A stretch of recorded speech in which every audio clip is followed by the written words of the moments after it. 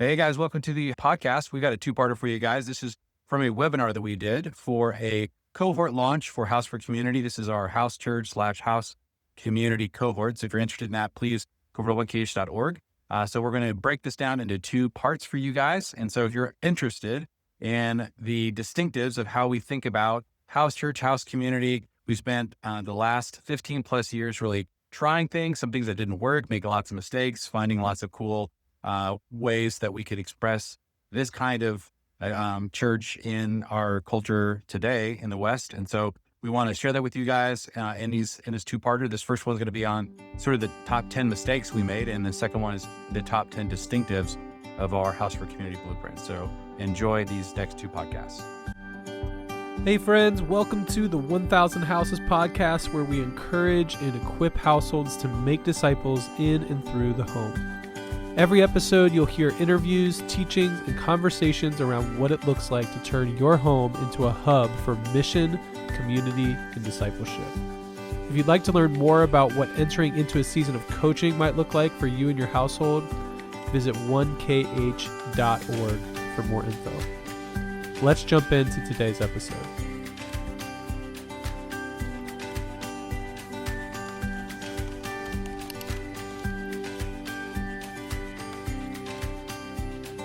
All right, you guys ready? We're going to dive in. Top 10 mistakes that we have made I did not order these yet, so it was sort of too painful. But someday I'm going to order these from least to most common mistakes. But yeah, all of these we have a lot of memories around, and I want to describe these again. This is the best way I know to articulate why I think being a part of a coaching community and content is so important when you're trying to launch this. This is something that I think really we need to try to do together. All right. Mistake number one that we have made is valuing community over disciple making. So one of the things that we're going to talk about is that is distinctive here is that oftentimes one of the biggest problems when it comes to house churches is they become inward very quickly. There's not a very clear pathway towards growth. They don't really know how to grow. And so I can't tell you the number of house churches that I have encountered that have not changed in 7 years and 8 years and 10 years. They'll slowly shrink and then they'll eventually dissolve. Now, that's not exactly the way that Jesus set up the church. That's not what you see in the New Testament. The church is an explosive movement of growth. And how does that happen? Well, you have to be on mission as a community. Community comes as a result of mission, not as a result of just prioritizing relationship. It is important to prioritize relationship. But if you want to see the deepest communities that exist in the world, they are always centered around a higher mission. That's why when people come back from war, I have an uncle who every year he would go and travel to be with his war buddies, for 50 years after the war, because the level of community he experienced by actually trying to do something extremely difficult, but extremely important. That is the best way to build community. And so we really want to encourage you guys to be on mission. And the mission that we're going to be really walking you through how to be on as a community is the mission of multiplying disciples and disciple making in your city. Number two, trial and error over coaching and collaboration. I already mentioned that this was kind of like maybe one of the biggest mistakes we've ever made, but was difficult for us to not make because it wasn't clear how we were going to participate in coaching and collaboration. But it's really important to not simply go through trial and error. It's C.S. Lewis famously said once that Jesus says, "Feed my sheep, not experiment on my rats." And I think about that oftentimes. I'm like, okay, you guys want to go through a new church experiment with me? But it is important, I think, try to get coaching and collaboration to try to limit the amount of experimenting that we do on one another. So I have a lot of patience for experiments. I've learned that not everybody has a lot of patience for experiments and say, oh, let's change that. I guess that was going the wrong direction. All right. Third mistake is disconnecting from any city church expression. So sometimes people, I think they get too idealistic about house church, and they think that as an expression within the house church, you have everything that you will ever need to grow, everything that you will ever need to experience, everything that the church was meant to be. In the same way, when there's 100 commands given to the church in the New Testament that can only be fulfilled in the context of a small community, there are actually a lot of commands given to the church that are very difficult to do in a house church environment. So because of that, it's really important for us to understand that the city church is important. So our ecclesiology, our understanding of church here is that there are the word ecclesia, this word that is translated church in the New Testament. It's used in about 3 different ways throughout the New Testament. About a third of the time, it really is referring to a gathering of people in a household. So this is where in Romans 16, it says, greet the church that meets in your house. Greet the ecclesia that meets in your house. There's a lot of that in the New Testament. And so we're going to be talking primarily about that kind of expression of the church in this 6-month cohort. But about a third of the time, the New Testament also uses the word church to talk about the city, right? So in the book of Revelation, Jesus is saying, I'm going to write a letter to the church of Laodicea, the church of Ephesus, the church of Smyrna, Thyatira. These are city churches. These are not simply house churches. We know that in those cities there were house churches, but there was also a city church expression, and all of the commands given to the church in Revelation 1, 2, and 3 were not given to house churches. They were all given to the city church. And so it's really important to understand the difference. And I would say that most house churches I know are sitting on a 2-year time bomb. In other words, about 2 years they can survive without connection with a larger city church expression before something happens that's so difficult for them to endure that it really takes them under. And I think this is unnecessary, because if you were a part of either, and that larger expression could be a network of house churches, it could be a very friendly traditional church that really appreciates what you're doing. You could be a part of a traditional church and just be doing this as a house community, but that traditional church really, really values this expression of the church and maybe even sees it as a part of the expression of the church. One of the churches that we're very friendly with here in Cincinnati, they make very clear to the whole congregation that the house groups are just as much a front door to the church as the worship service. I think that's a beautiful expression, a way of describing it. And it provides a lot of opportunity for people to really prioritize those house expressions, sometimes even above the worship service expression. So we're obviously going to be talking almost exclusively about the house church here, but from time to time, I'm going to be emphasizing the importance of finding a way to connect with the city church. What will you do if a marriage within your church just blows up? Do you really have within your house church all that you need to handle that? We've been through a lot as a house church that we couldn't handle without kind of escalating the issue to others in the city who are more gifted than we are. Somebody going through a really difficult addiction. Things like that. There may be people, and your house church may be able to handle some of those really big curveballs, but you'll likely get hit with one every couple of years that is just above your pay grade, and that's okay. So we really believe in those expressions. The other third of the time the church is mentioned in the New Testament is talking about all believers everywhere. So when Jesus says, on this rock I will build my church, my ecclesia, he didn't mean a house church, and he didn't mean a city church. He meant all the believers throughout history and in all places. So those are the 3 ways of understanding the church. Now, the problem is that 99% of the time when people use the word church in our context in the West, they're really talking about none of those 3 things. They're not talking about a house church, they're talking about the city church, and they're not really talking about all believers everywhere. They're really talking about this branded church, this thing that's larger than the house but smaller than the city.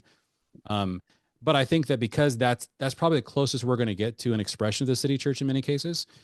So we have to get kind of creative with how to access more gifts, right? More resources in the city. And sometimes those traditional churches can be great partners. We'll talk more about that too.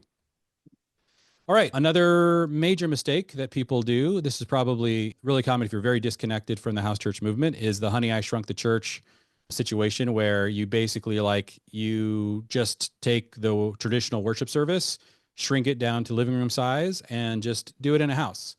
So you got a sermon, you've got, 3 points in a sermon, you've got a worship, a couple worship songs. You're doing everything, but just at a much smaller scale. The problem, of course, you guys, is that actual worship service is not described anywhere in the New Testament.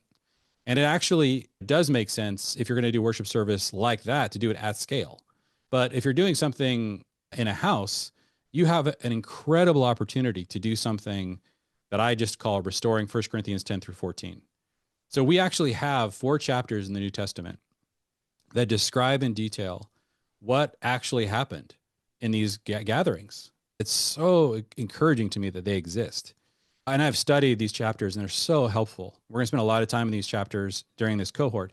But one of the things you guys have to understand about this, so what was going on in Corinth was that they kept screwing up the traditions that Paul had given them. And these traditions are just the rhythms or the basic ways that he wanted them to gather. And because they kept screwing it up, Paul basically had to retell them everything.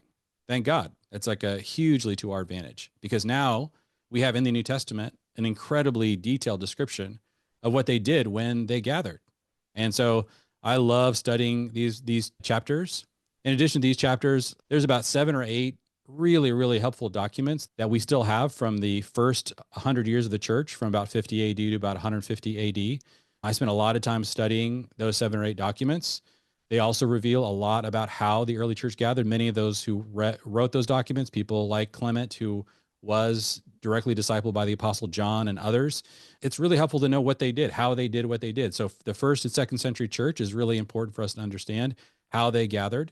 So we have the best description, I think, is in 1 Corinthians, but we have lots of places to go to try to understand what are the unique ways that we can take advantage of being in a very small community instead of just Honey, I Shrunk the Church.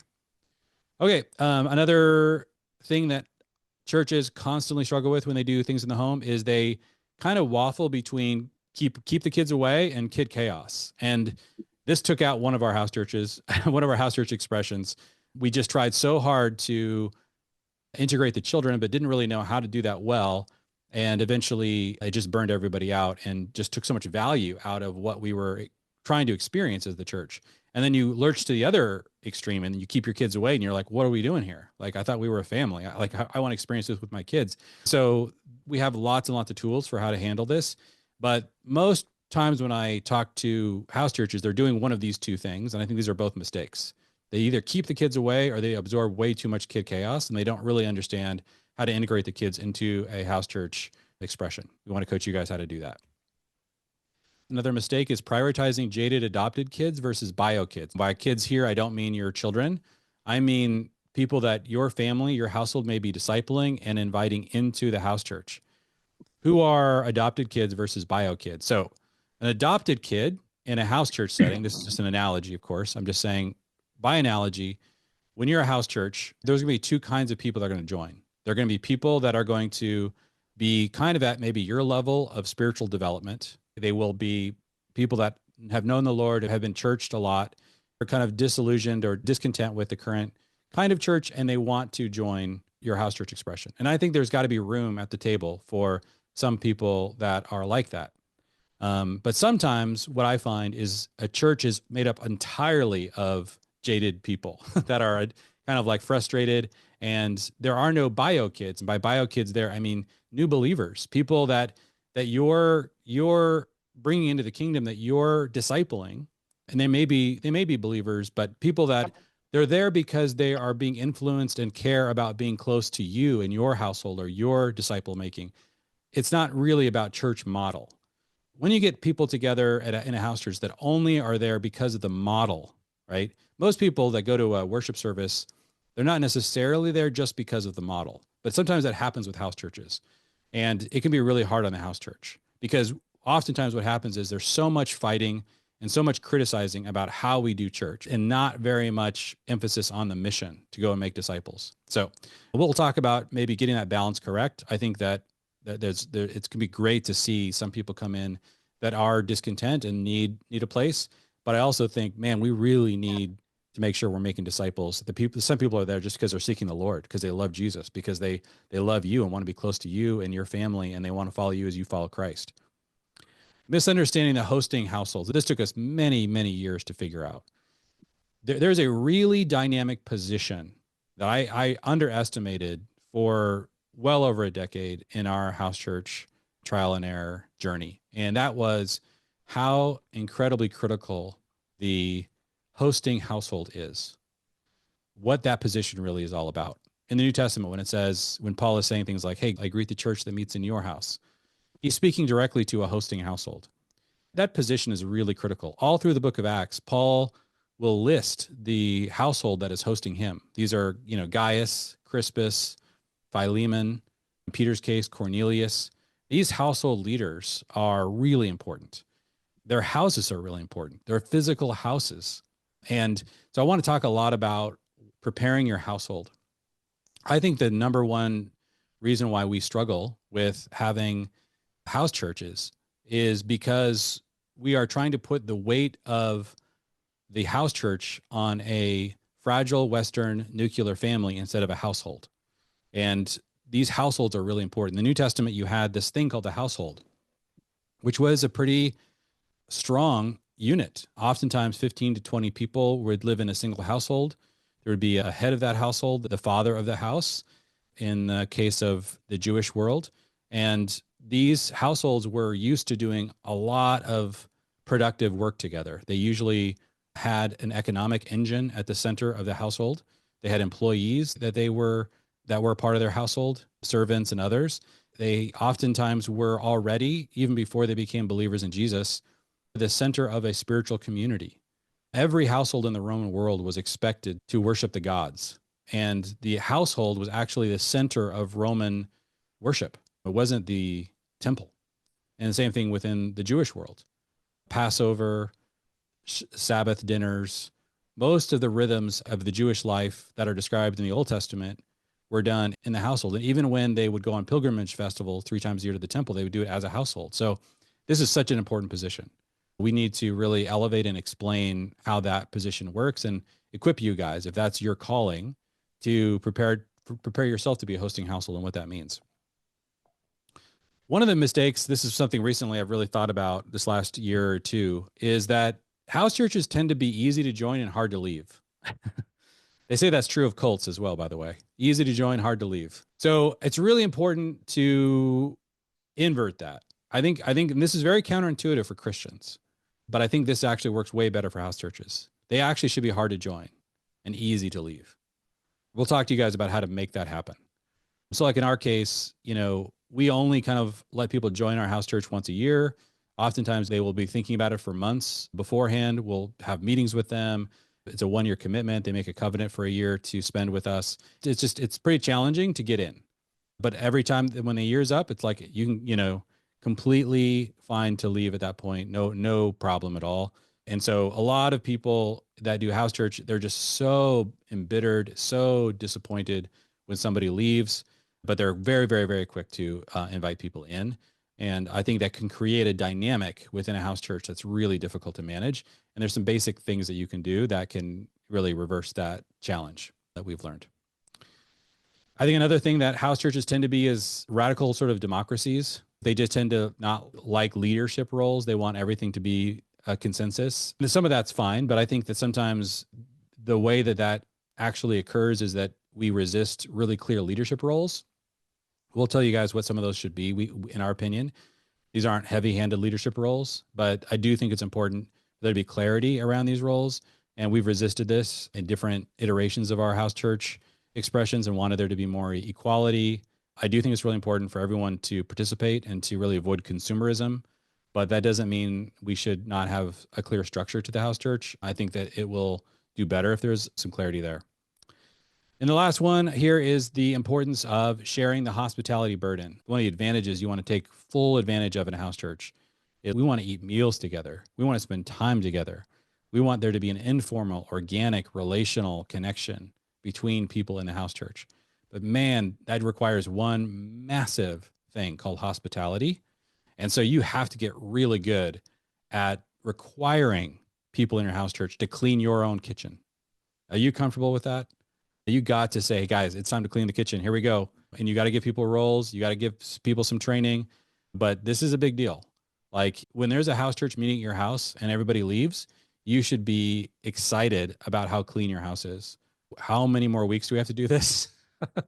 Like I got to spend another hour cleaning after these people leave. No, that's not going to work. Like that, you're going to burn out. So, and it's not good for your church. Like it's not good for them to say, but that can happen oftentimes. Just that's the muscle memory they have. They show up at a church, they leave their coffee cup somewhere, somebody else picks it up. It's no big deal. There's staff or there's facility people or there's volunteers everywhere. But man, that doesn't work for house churches. So we had to talk about that. That can really burn you out. All right. So those are the 10 mistakes. Well, friends, thanks for listening to today's episode. If you'd like to learn more about 1,000 Houses or discover what a season of coaching might look like for you and your household, visit 1kh.org. We'll see you for the next episode.